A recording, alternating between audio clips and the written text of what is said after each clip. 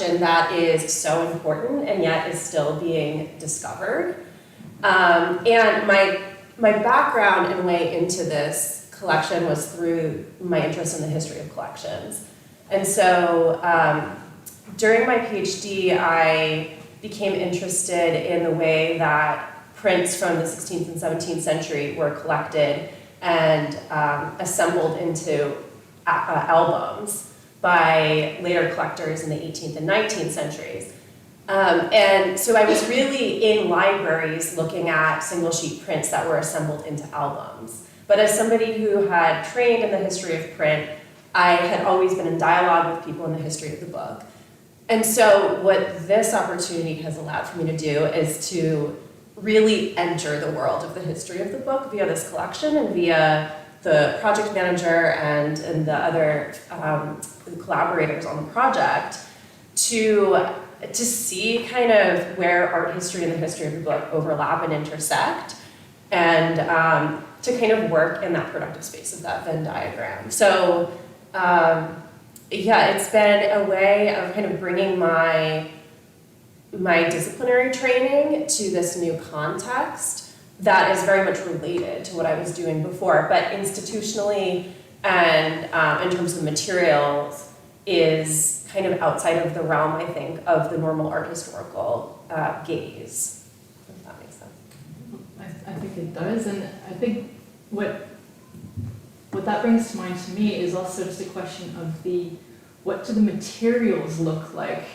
I mean, I know, but maybe to people listening, just to give a sense of what it is what shape does this take when you're calling something up and you're talking about albums and single sheets, but how does it actually come together for you? Right, so my interest in coming to this collection was really looking laterally across the collection at single sheet prints, albums, and illustrated books. And so I didn't really know what I would find when I got here. And one of the most interesting places that I've spent time in the collection is with the atlases, or they're kind of called atlases, but they're better portfolios of single sheet maps and images. And I had access to them via digital images that are on local computers in the library. And one of the biggest surprises for me was always calling up those maps and then getting them and realizing the scale could be anywhere from this to, larger than my arm span. And so that was really fascinating to be working between the digital and the material and learning things about the collection along the way. So hypotheses I made, for example, I saw a series of these maps in the digital images, and the way they were folded, I thought might have indicated that they were sent via letters to the Fagels. And then I called them up and they were huge, and I realized they were just folded to fit in the portfolios. But the portfolios are difficult to access, and so it requires sort of engaging with the digital media first, creating these hypotheses, and then calling up the individual maps one by one, rather than being able to go through an entire portfolio. In terms of the books, I was really hoping that there'd be a lot more evidence of use or provenance. And instead, I see people shaking their heads, yes, people who know this collection, the books are really pristine, and that's one of the reasons that they're such a treasure, is because they really don't look like they were used all that much. Often they're the most complete copy one could buy. They're often hand illuminated or have very exquisite bindings. So from the perspective of the material history, it's just been a complete joy to be able to work with these examples that are so well preserved. So I think, those are kind of my general impressions of the materiality and the state of the collection and sort of surprises that I've found along the way. And I think that the fact that you found materials that haven't necessarily reflected your expectations, from what you've said, has also changed the work that you've done, because you came with a project and the hypothesis of finding how the Fagels had collected a representation of the Americas and having that be specific to their interests and their collecting methods. but from what you say, that has kind of evolved over the course of the consultation. Can you talk about that a little bit? Yeah, for sure. So, the collection's over 20,000 volumes, or examples of objects, basically. And so coming in, one has to have some sort of focus. So I chose this geographic focus based on my own research interests. So when I first arrived, I started calling things that just had to do with the Americas and specifically with the Caribbean, because that was a very important arena for Dutch engagement. And I started realizing I was learning more about the collection than about the geographic territory that I was interested in. I mean, there are interesting questions one could ask in either way.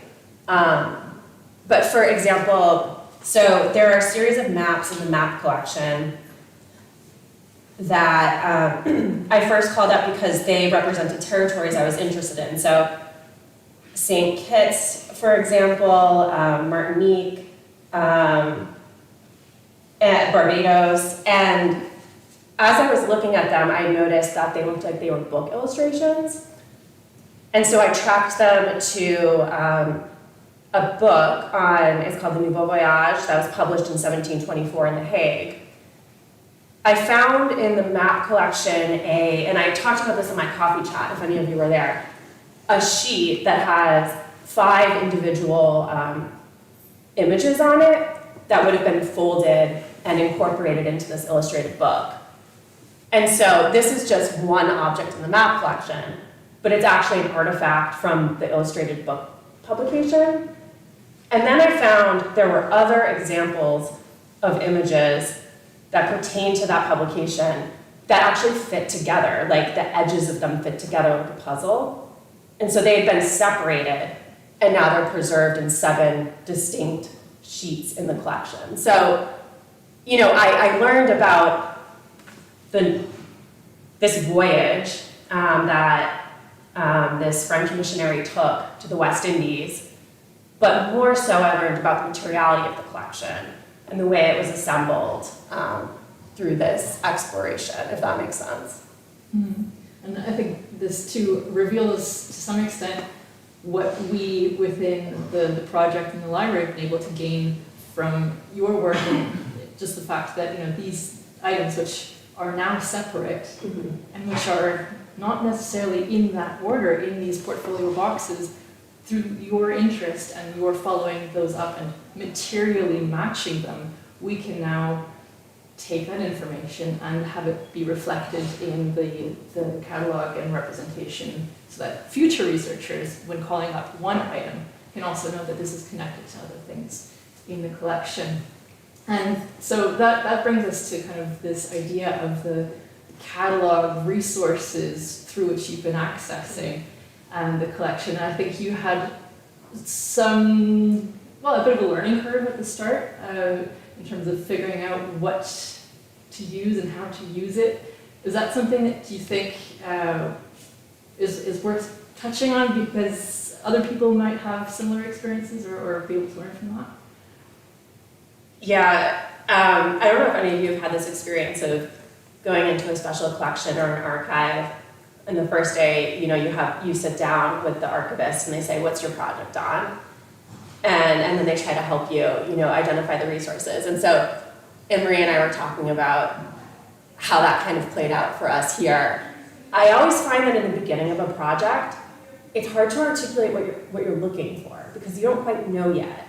You know this repository has potential for you, and you can articulate it in broad strokes, but you need to get to know the repository before you actually know what you're asking for.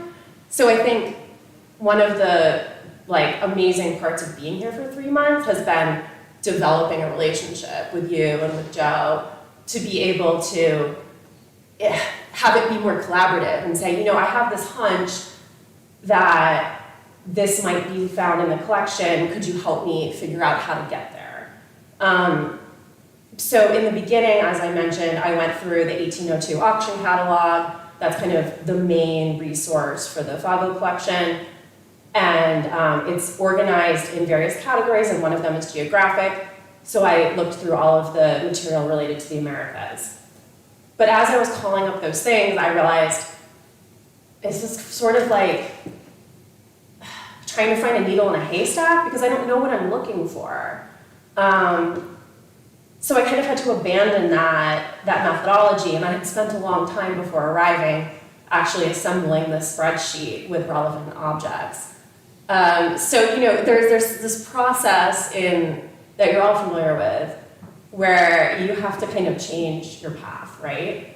And realize I've done some work in this way and it doesn't make sense anymore, and so I'm moving on. And I think my experience with the finding aids in the collection was just trying to figure out which one was the most useful. For a long time, I was working mostly with the short title catalog of the Netherlands, which Joe is contributing to through his cataloging.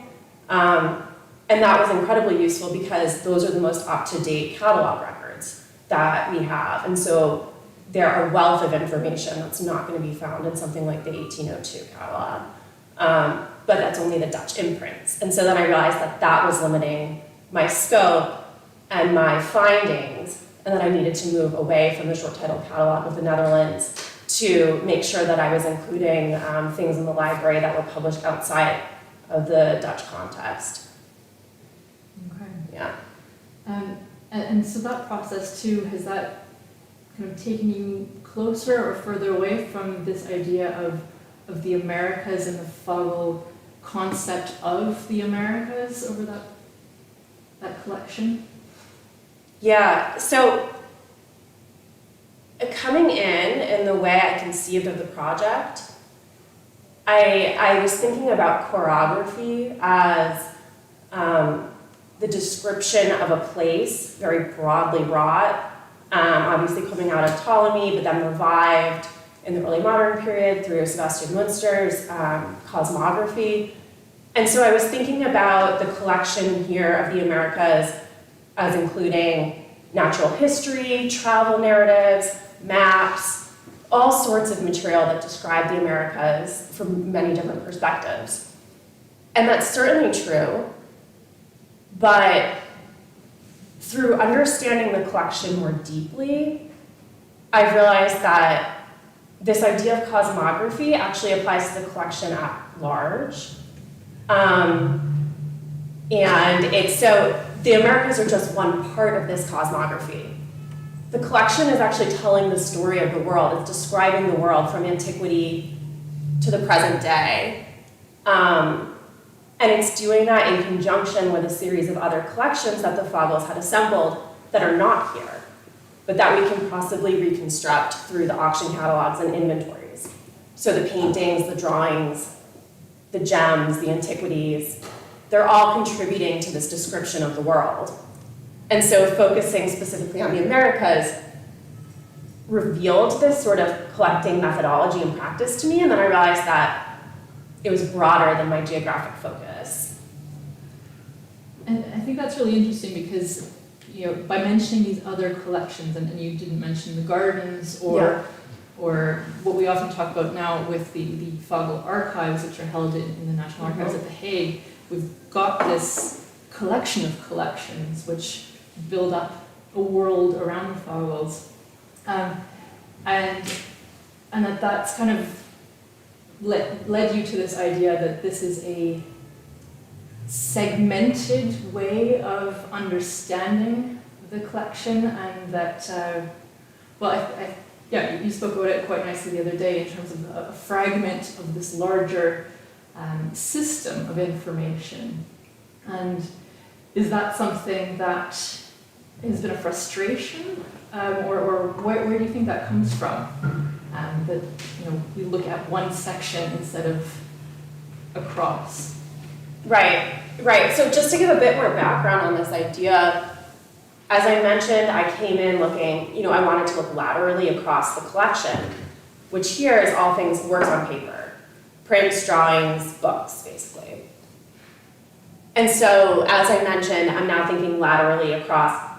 The library is one section, the garden is another, the archives is another. I think my original ideas were really trying to move away from the disciplinary boundaries that have kept single sheet prints and books in separate arenas, I think moving from the library to the archives to the gardens, it obviously is another level of taxonomies that's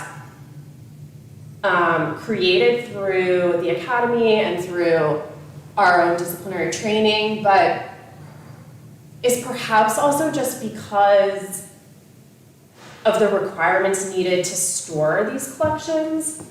So the archives, you know, the Fagel family archives are at the National Archives in The Hague, and that makes sense.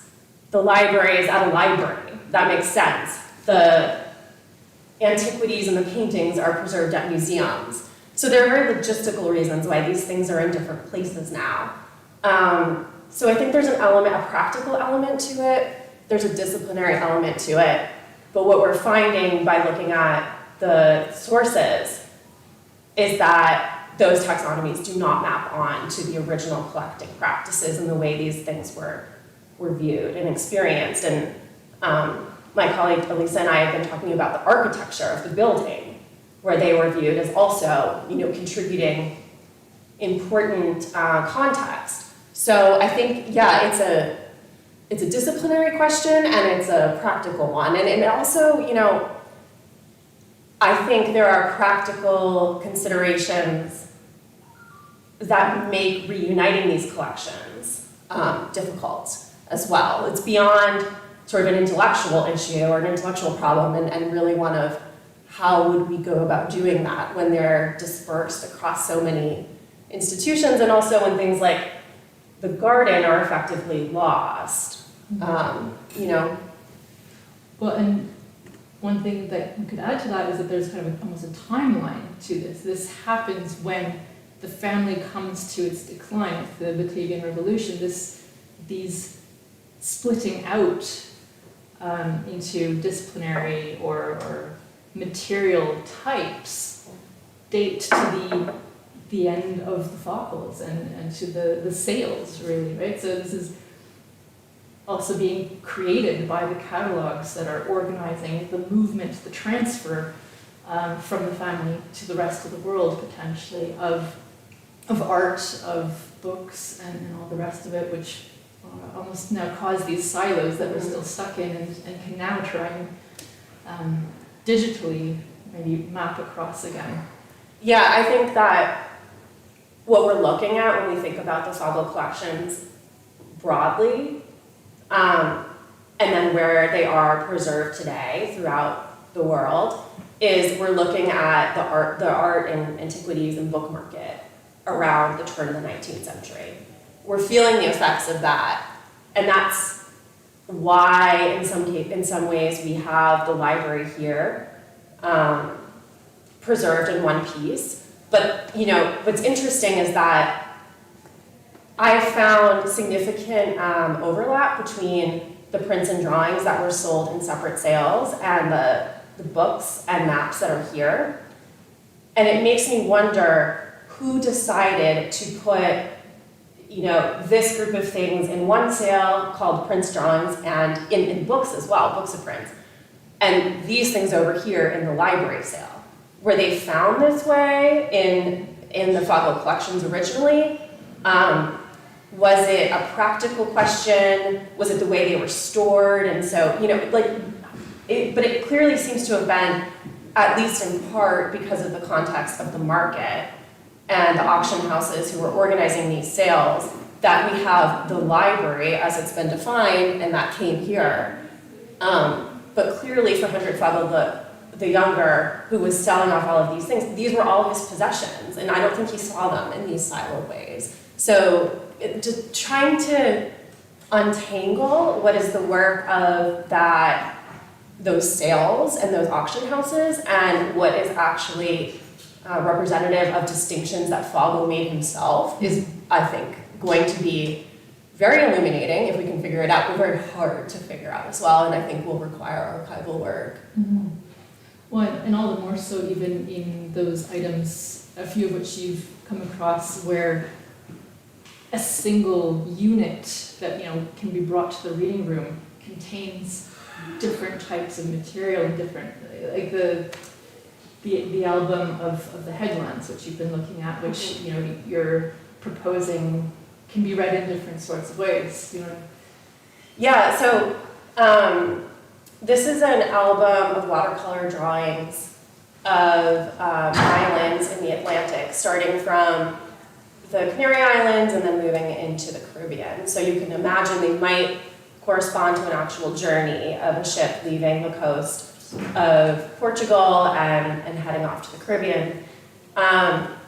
They look very much like the kinds of things I'm seeing in the collection of prints and drawings. I wonder if they were sold in the library simply because they're bound in an album, and so they would have, been on the shelf with other books.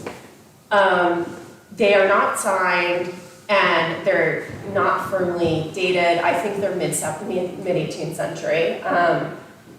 And I'm attributing them to an untrained artist who was sort of doing this in an amateur way. I think it's become clear that maybe this was done on a journey as sort of a record or a journal of travel, or maybe it was done in Europe from the comfort of a library, and perhaps even by one of the Fagels themselves, particularly because one of the members of the family was very invested in drawing and had a correspondence with artists.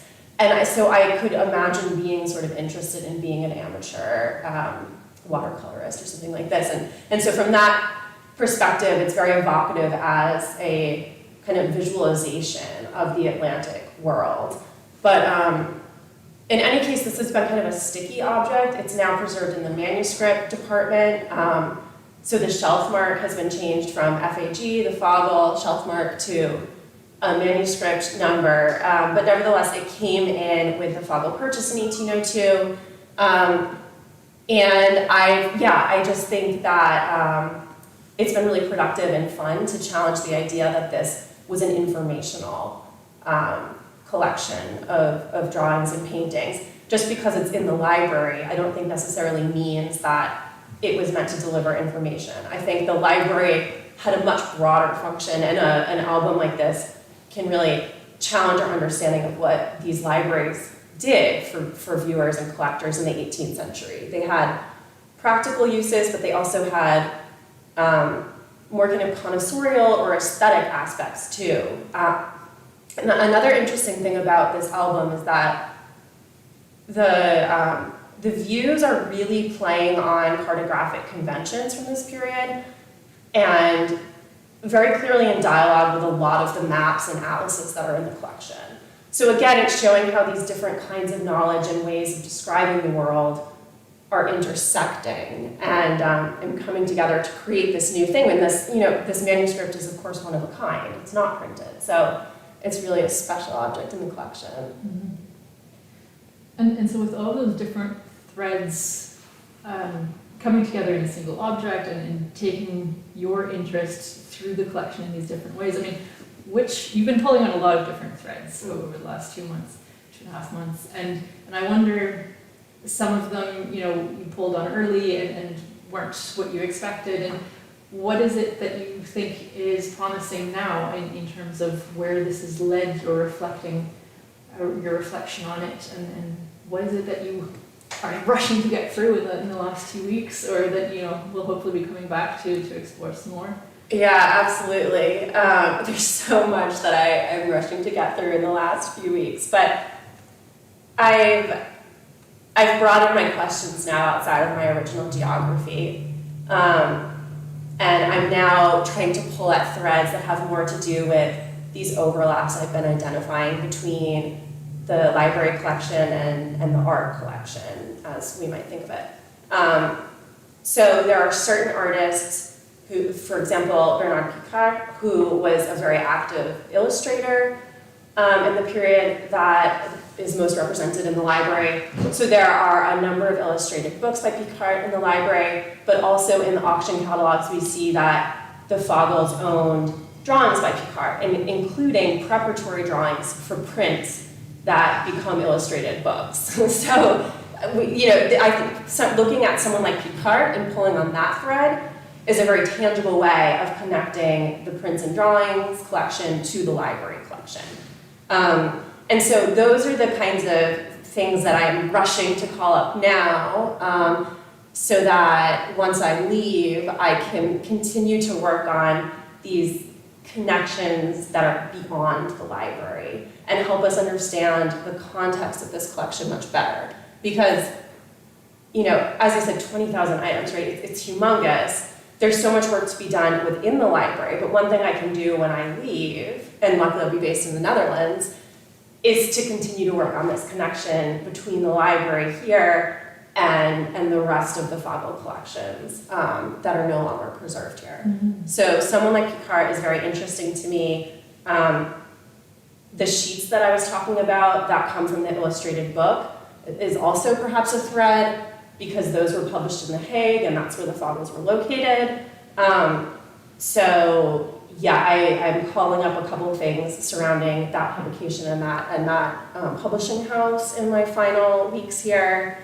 But yeah, that's sort of where I'm headed with this. And then also more broadly thinking about putting together funding applications to continue this work and to reconstruct the collection of art, and be able to then put it in dialogue with the library to kind of bring that back into the fold. So taking all of these explorations almost and continuing to question this disciplinary cutting up and separating out of the collections. Yeah. It's really interesting. I wonder if in part this has been facilitated by the fact that the hub is an interdisciplinary space. Is that something that, you know, the discussions that you've had, the presentations at, or your own, but also other people's, if that's informed your thinking over this period? Yeah, absolutely. It's the interdisciplinary nature of this exchange that's been facilitated by the fellowship itself in the library, and you know, the invitation that you made to an art historian to come into your space, which I'm incredibly grateful for, and then also just being here, and being able to engage with all of you who have really challenged me to think about this collection from different perspectives, and who have, I think, fruitfully challenged some of my ideas that I'm bringing to the collection, particularly it's been really interesting to see some of my more kind of art historical ideas and which ones land and which ones don't outside of people in my discipline. And I came to understand that a bit more in the early modern history seminar when I presented on Monday. And those tensions, I think, are really something to look at, because I don't think it means that either one of us is right or wrong. And so the hub has been a place, and the kinds of events that the hub hosts, and you know, just the broader, you know, intellectual engagement I've been able to have while working on these materials here has pushed forward this kind of interdisciplinary thinking that is inherent in the project itself. And at some point you mentioned to me too that it was a question of vocabulary. Mm-hmm. That, like, we were talking about the same thing, but it was almost as if we didn't realize it because we were using such different terms, that you'd be asking if we had anything of, I don't remember the example, but... Well, one thing was a drawing, which in many of the catalog descriptions is recorded as a manuscript here. And so it took me a couple of weeks to realize that a manuscript, I mean, of course, a manuscript map is not a written map, it's a visual thing, but I just think of that as a drawn map, you know? So there are some conventions of these objects being in libraries. That means that they're described differently than I might have expected, but then also things like we were discussing the term amateur, and there are any number of other things, yeah. And so that the fact that we've been able to be in conversation, I know has been extremely helpful to me as well in terms of exploring the collection. And yeah, you've sometimes had very specific questions, and then other times have just wanted to know, might we be able to find something that reflects this interest, you know, in a geographic area, and pulling together materials of different kinds. So it's been really quite interesting to do with you. I think another place that this has happened for us is in the map portfolios. After a certain point of looking at the maps that were being brought down for me, I was like, I really want to see what these portfolios look like. But that's not the kind of thing that, you know, is easily accessible or deliverable to readers. And so, yeah, it took a lot of conversation, and finally Anne-Marie went and looked at the portfolios and took some images and showed me, and you discovered new things about the portfolios. And so, again, I just felt like that was a really wonderful thing about being at the library, being based here, rather than just coming in and calling up the things that I needed really quickly, you know, in the course of a week and leaving, is I could ask more questions about the organization of the library, the preservation of these things, and I would have never imagined when I first arrived that I would find the physical evidence in the portfolios to be so important. But it is, and actually the fact that they're preserved here, I think is rather unusual.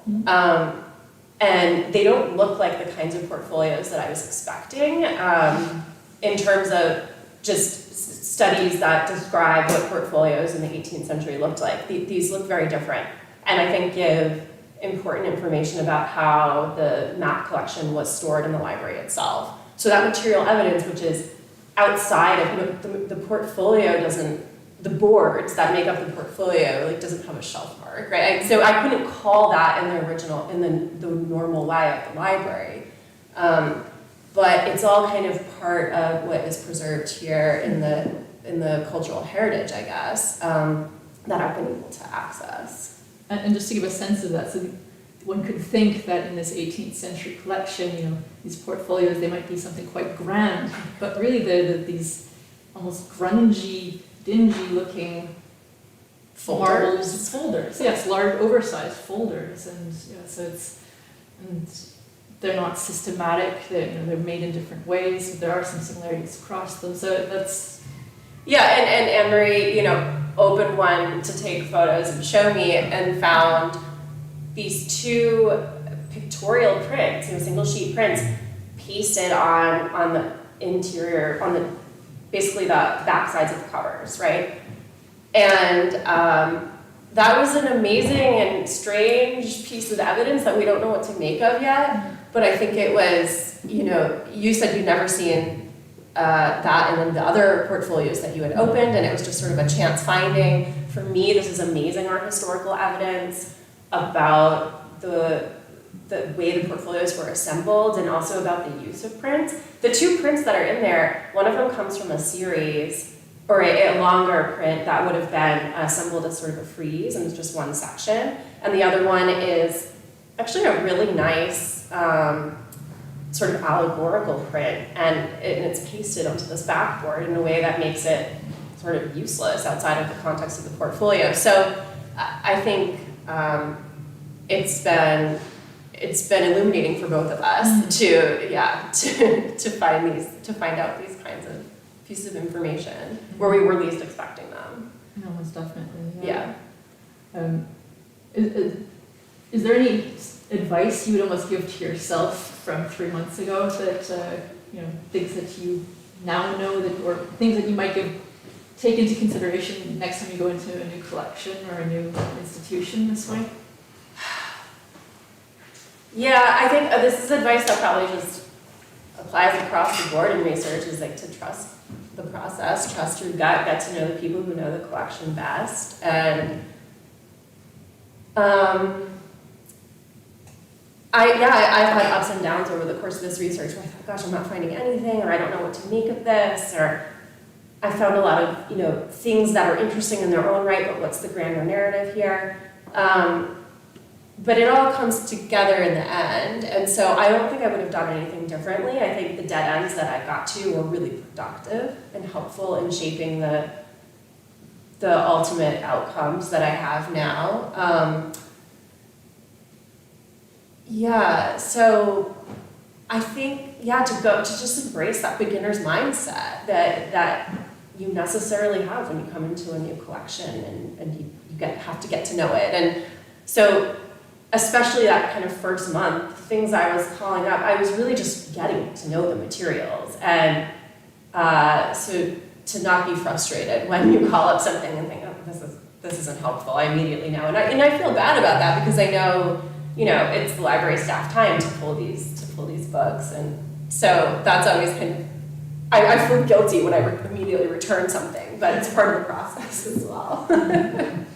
And sometimes we see something new that we haven't had a chance to see either, so you don't have to feel all bad about it. Like at first I was calling up things looking for these provenance marks, because I had found a couple in the beginning. I had found 2 or 3, and so I thought, oh, this is a productive thing. And yeah, other people who know the collection are telling me they're not finding them, but for some reason I found a series of them, and that was just a fluke. So, and that was the kind of thing where as soon as I opened the book, I knew, no, it's not there. Okay, well, that's all I called it for. Mm-hmm. And that's where I guess, the broader initiatives at digitization can help here, because then I wouldn't need to call the book. But it's important that things like the backboards and the end pieces are all included in that digitization as well, because that would be information that is not within the actual book itself. It's in the material binding. Yeah.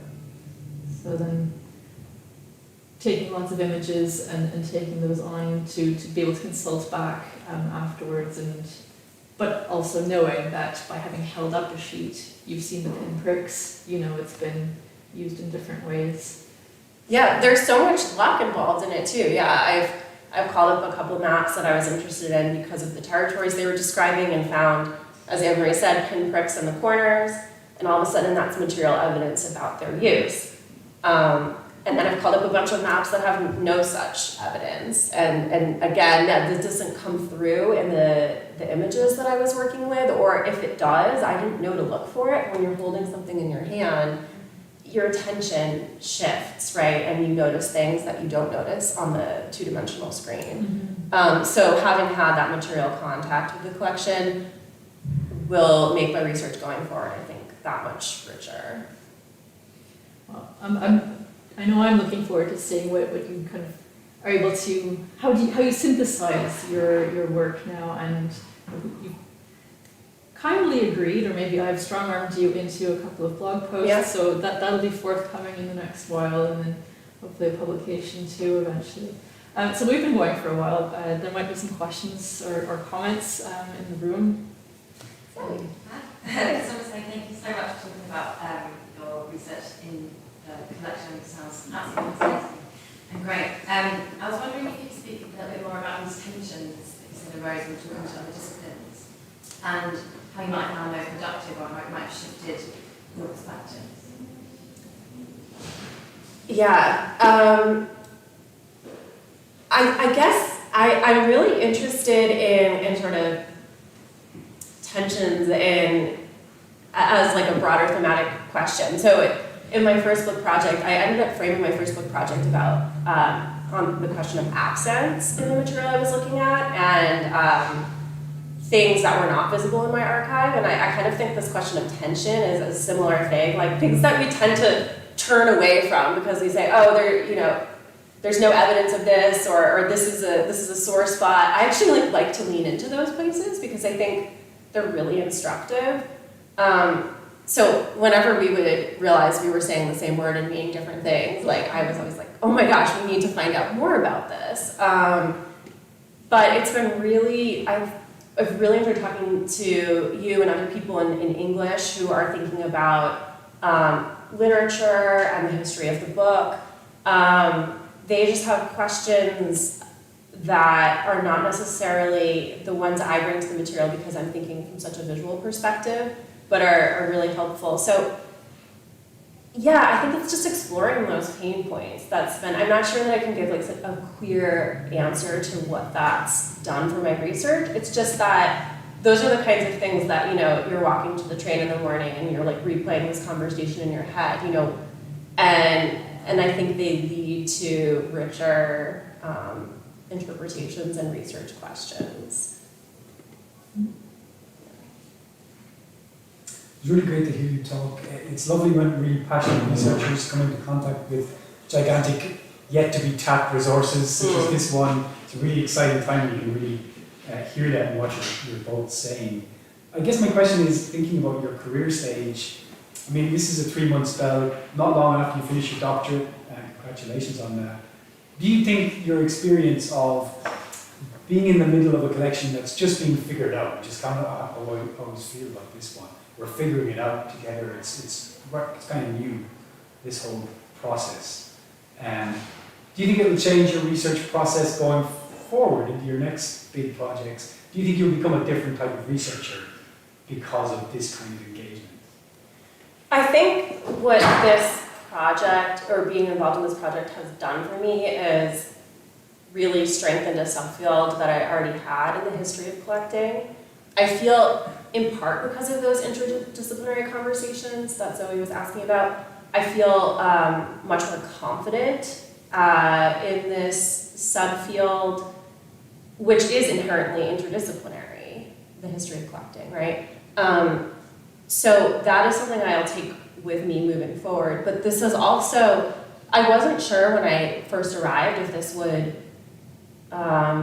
sort of evolve into a next monograph length project, but I think it very clearly has. And so that's also been, a wonderful thing to have at this stage in my career as I'm working on publishing my first book and I'm thinking about now where I'm going next.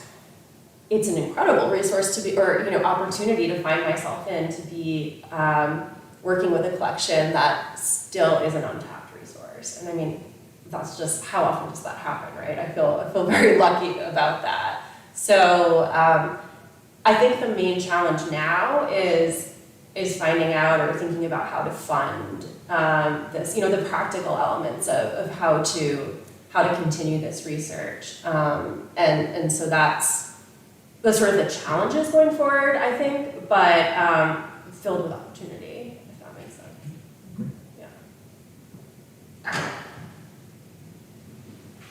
Yeah. And Laura from the library needs to open this. You based it on, it's been really fascinating to listen to you, Emily, and we met her around your fellowship, and it's been great to hear how things have succeeded for you.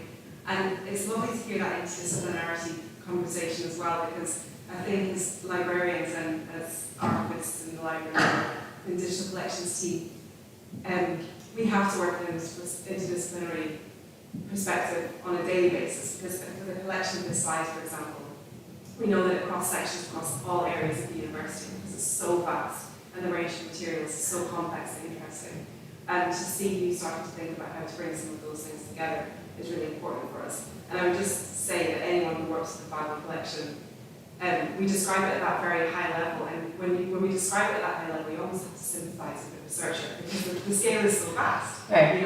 So as we move through the cataloguing process in the coming years and the Dutch materials nearly done, I think we'll start to get to the point where we see people really honing down into fields within the collection or subfields, or not just even the maps or the pamphlets or the books, but like you tried to do, the Americas or the architecture books, and then we'll see more results in vivid research projects that connect together, and it's really, really exciting for us. Yeah, I completely agree. I think it would be really fun to come back to this collection with my focus on the Americas in 5 years, right? When more cataloging has been done and the resources are that much, better documented and findable. But even still, it's been fun to work with the collection on this stage when it's not quite, there yet.